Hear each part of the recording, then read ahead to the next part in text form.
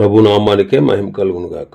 కూడొచ్చిన మీ అందరికీ, కర్మల ఆత్మీయ సహవాస సంఘ విశ్వాసులందరికీ మన ప్రభువును ఆయన ప్రియ కుమారుడునైన యేసుక్రీస్తు వారి శ్రేష్టమైన నామంలో శుభములు మరియు అందరికీ వందనాలు. విలాప వాక్యములు మొదటి అధ్యాయాన్ని మనం ధ్యానం చేసుకుంటున్నాం. విలాప వాక్యములు మొదటి అధ్యాయం. ఇందులో ముఖ్యమైన అంశం ఏంటంటే యెరూషలేము యొక్క నాశనం, దాని దుర్గతి గురించి రాయబడి ఉంది. ఇందులో ఇప్పటి వరకు మనం 15 వచనాలు ధ్యానం చేసుకున్నాం. 16వ వచనాన్ని చదువుతాం. వీటిని బట్టి నేను ఏడ్చుచున్నాను, నా కంట నీరు ఒలుకుచున్నది. నా ప్రాణము తెప్పరల చేసి నన్ను ఓదార్చవలసిన వారు నాకు దూరస్తులైరి. శత్రువులు ప్రబలి ఉన్నారు, నా పిల్లలు నాశనమైపోయారు. పైన ఉదహరించిన ఇశ్రాయేలీల యొక్క శ్రమలు యిర్మీయాకు దుఃఖాన్ని కలగజేశాయి. అందుకే యెరూషలేముకు పట్టిన దుర్గతి, దాని నాశనం, పతనం యిర్మీయా కనులారా చూచి దానికి కలిగినటువంటి ఆ యొక్క దుర్గతిని బట్టి ఏడుస్తూ ఉన్నాడు. అతని కంట నీరు ఒలుకుచున్నది. అతన్ని ఓదార్చవలసిన వారు కూడా దూరస్తులయ్యారు. శత్రువులేమో బలవంతులైపోయారు. నా పిల్లలు నాశనమైరి అంటున్నాడు. మరి ఇశ్రాయేలు యొక్క శ్రమలు, వారి యొక్క పతనం యిర్మీయాకు దుఃఖాన్ని కలగజేశాయి.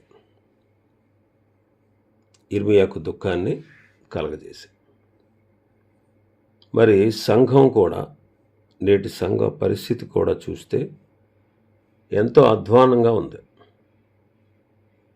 మరి సంఘ శ్రేయస్సు కోరేవాళ్ళు ఉన్నారా? సంఘము కొరకు పట్టించుకునేవారు ఉన్నారా? సంఘ అభివృద్ధికి దోహదపడేవారు ఉన్నారా? సంఘ విస్తరణకు పాలిభాగస్తులైన వారు ఉన్నారా అని మనం ఆలోచన చేస్తే ప్రతి ఒక్కరూ కూడా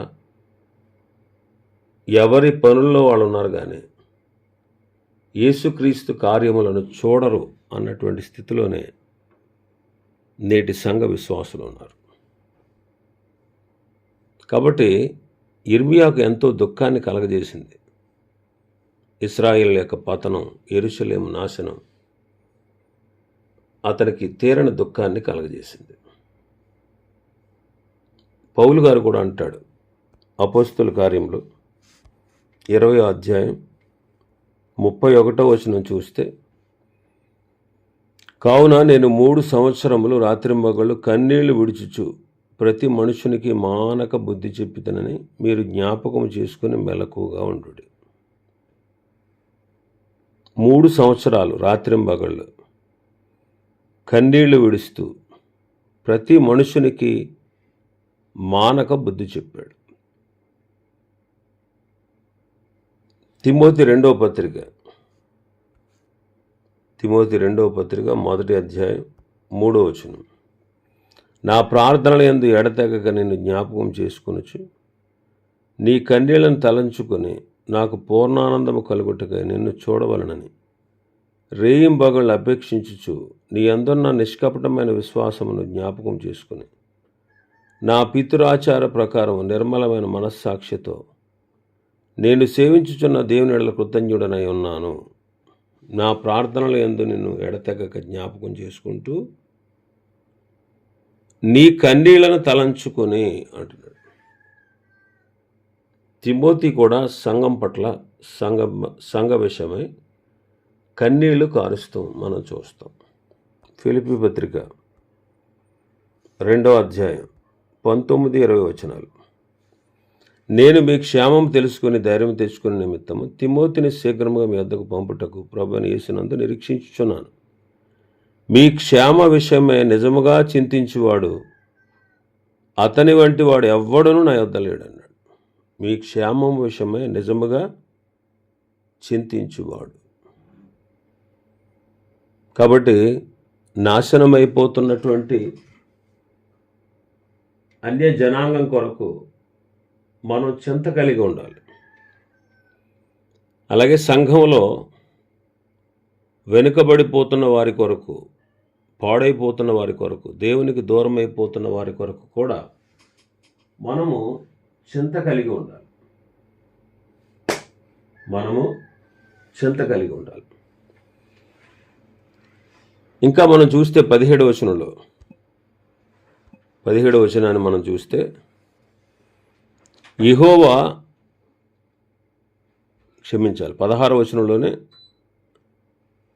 నా ప్రాణము తెప్రల చేసి నన్ను ఓదార్చవలసిన వారు నాకు దూరస్తులైరు. అంటే ఆదరించువారు ఎవ్వరూ కూడా లేరు. ఆదరించువారు ఎవరు కూడా లేరు. ఎవరు కూడా లేరు. ఇంకా అంటాడు 16వ వచనంలో భక్తుడు, నా పిల్లలు నాశనమైపోయిరి అంటున్నాడు. ఇశ్రాయేలీలు యిర్మీయా యొక్క పిల్లలు. మరి మనం కూడా సంతానము కలిగిన వారుగా ఉండాలి. భూలోకంలో శరీర రీతిగా సంతానాన్ని దేవుడే ఇవ్వాలి, అది మనుషుల వల్ల కాదు. కానీ ప్రతి వ్యక్తి కూడా ప్రతి క్రైస్తవుడు ఆత్మీయంగా కొంతమందిని క్రీస్తులోనికి, ఆయన మార్గంలోనికి, రక్షణలోనికి నడిపించాలి. నీవెవరినైతే రక్షణలోకి, విశ్వాసంలోకి నడిపించావో వారే దేవుని ఎదుట నీ అతిశయ కిరీటం, వారే నీ పిల్లలు. కాబట్టి ప్రతి విశ్వాసి కూడా పిల్లలను కలిగి ఉండాలి. పిల్లలను కలిగి ఉండడం అంటే భౌతికమైన పిల్లల్ని మీరు కనలేరు, మీ వల్ల కాదు. అది దేవుని అనుగ్రహం, ఆయన అనుగ్రహించే స్వాస్థ్యం. కానీ మనం కలలేం. కానీ ఆత్మీయంగా కొంతమందినైనా మనం క్రీస్తులోనికి నడిపించాలి. మరి క్రీస్తు యొక్క స్వరూపాన్ని కోల్పోయాం అనుకోండి, కన్నీరే. క్రీస్తు స్వరూపాన్ని కోల్పోతే కన్నీరే. ఇంకా 17వ వచనం మనం చదివితే, ఆదరించువాడు లేక సియోను చేతులు చాపుచున్నది. యెహోవా యాకోబునకు చుట్టూనున్న వారిని విరోధులై ఉండ నియమించి ఉన్నాడు. యెరూషలేము వారికి హేయమైనదాయను. అందరూ విరోధులే, అందరూ విరోధులే. క్రైస్తవ జీవితం యుద్ధరంగం. క్రైస్తవ జీవితం పోటీ రంగం, యుద్ధరంగం. అందుకే దేవుడిచ్చు సర్వాంగ కవచాన్ని ధరించుకోండి అంటాడు. ఇశ్రాయేలీలకు అందరూ విరోధులే. ఈనాడు మనకు కూడా లోకము విరోధం. మన విరోధి లోకం. ఈ లోక స్నేహము దేవునితో వైరమని మీరు ఎరగరా అంటాడు. ఎవడు లోకంతో స్నేహం చేయకూరునో వాడు దేవునికి శత్రువు. కాబట్టి మనం దేవుని పిల్లలం. మనకు శత్రువు ఎవరంటే లోకం. రెండవది శరీరం.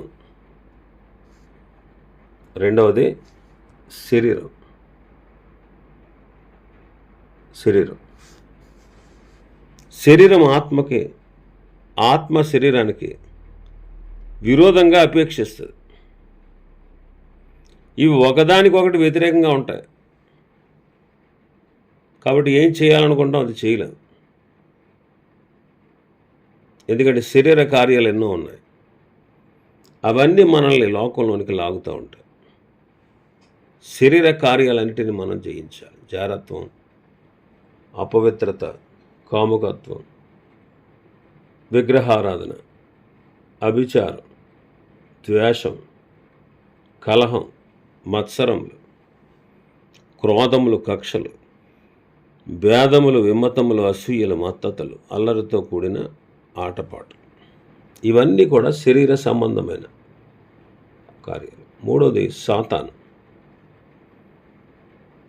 మూడోవాడు సాతాను. మీ విరోధి అయిన అపవాది గర్జించు సింహం వలె ఎవరిని మృంగుదునా అని వెదకుచు తిరుగుతూ ఉన్నాడు. విశ్వాసమందు స్థిరులై వాడిని ఎదిరించాలి అంట. అలాగే నాలుగవదిగా దుర్బోధకులు. యోధా పత్రికలో ఆ దుర్బోధకుల జాబితా మనం చూస్తాం.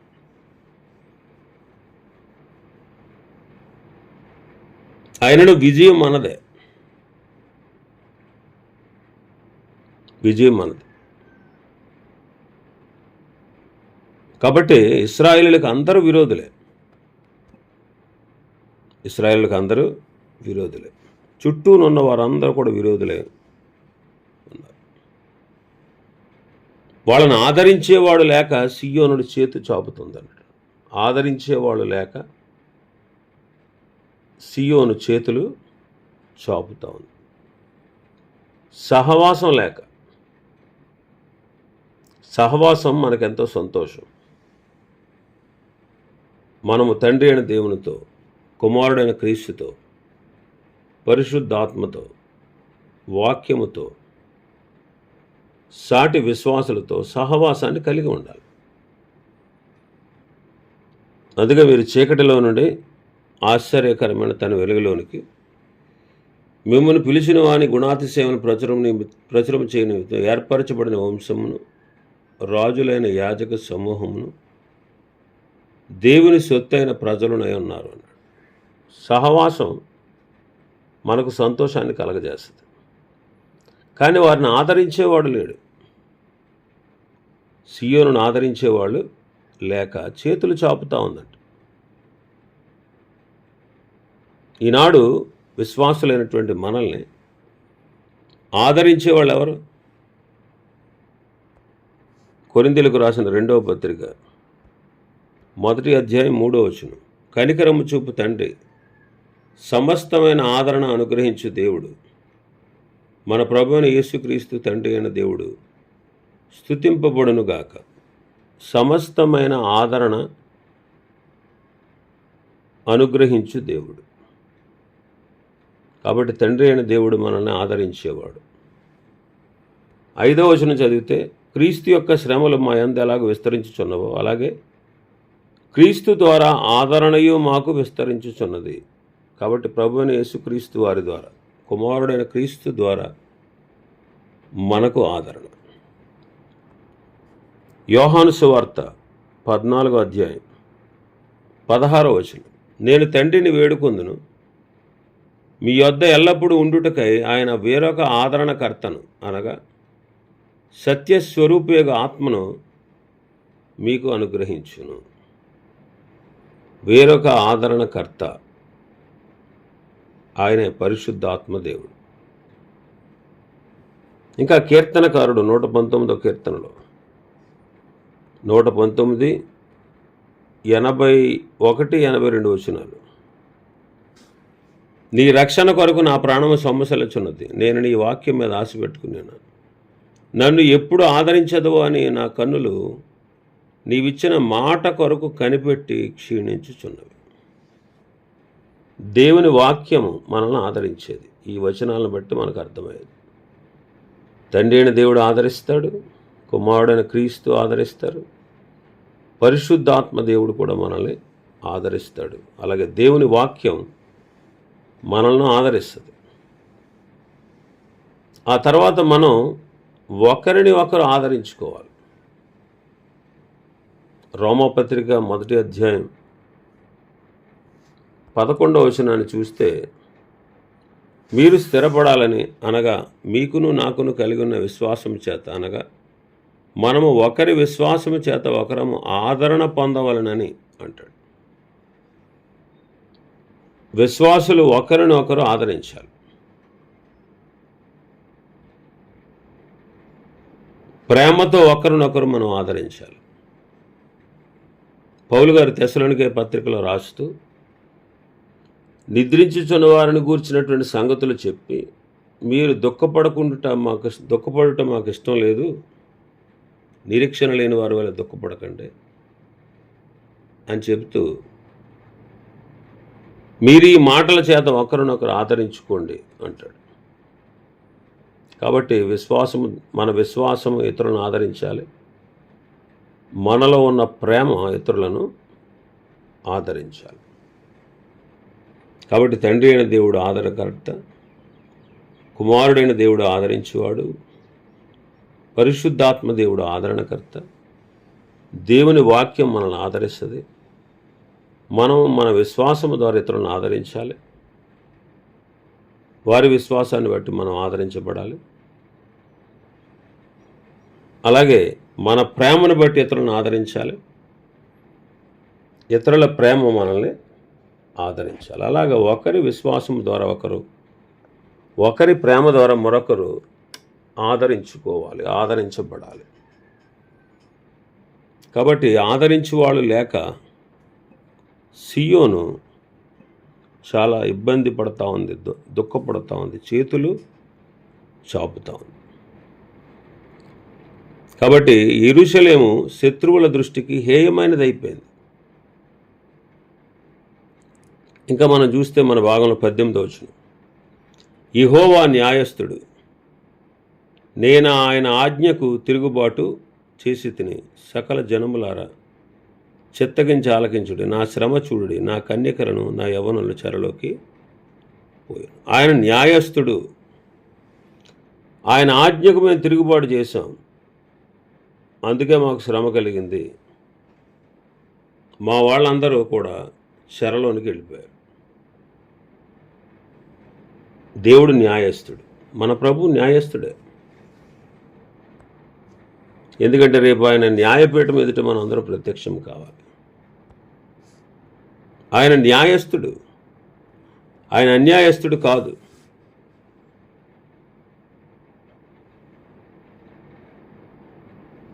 ఆయన న్యాయవంతుడు. మరి ఎందుకు వాళ్ళకి ఆ శిక్ష కలిగింది? ఎందుకు వాళ్ళు అన్యాయం అయిపోయారు? దేవుని ఆజ్ఞకు వాళ్ళు తిరస్కరించారు. దేవుని ఆజ్ఞను వాళ్ళు తిరస్కరించారు. అందువల్ల వారు శిక్షించబడతా ఉన్నారు.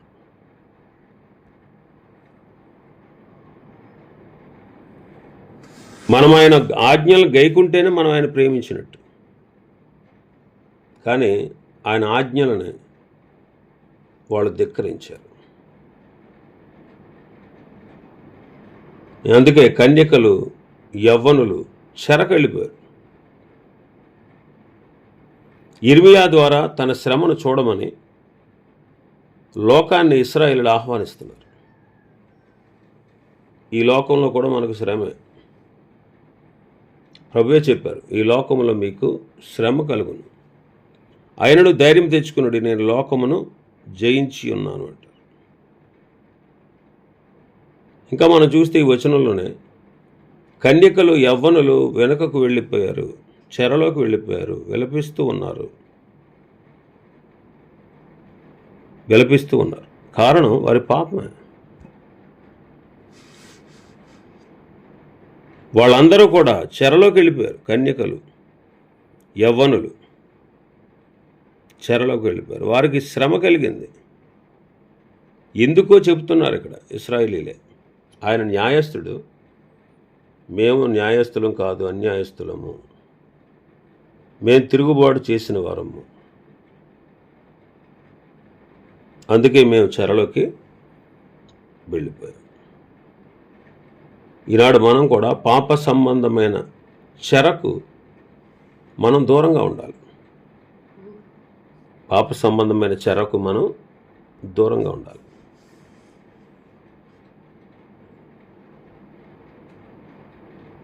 పౌలు గారు అంటాడు కొలస్సీ పత్రిక 2వ అధ్యాయం 8వ వచనంలో, ఆయనను అనుసరింపక మనుషుల పారంపర్య ఆచారం అనగా ఈ లోక సంబంధమైన మూలపాఠములను అనుసరించి మోసకరమైన నిరర్ధక తత్వజ్ఞానము చేత మిమ్మల్ని చెరపట్టుకుని పోవాడు ఎవడైనా ఉండునేమో అని జాగ్రత్తగా ఉండండి.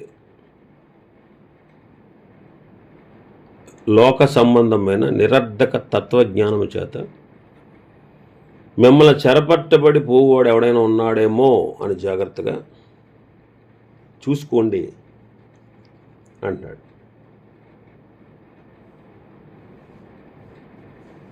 కాబట్టి పాపము యొక్క చెరకు మనం దూరంగా ఉండాలి. పాపం యొక్క చెరకు, మనం పాపం అనే చెరలో పడ్డాం అనుకోండి, మన విశ్వాసం సన్నగిలిపోతుంది, దేవుని ఉగ్రతకు శిక్షకు పాత్రలవుతాం. వాళ్ళు అదే చెప్తున్నారు. ఆయన న్యాయస్థుడు, కానీ మేము దుర్మార్గంగా ప్రవర్తించాం, మేమే పాపం చేశాం, ఆయన దృష్టికి ఆయన ఆజ్ఞను ధిక్కరించాం.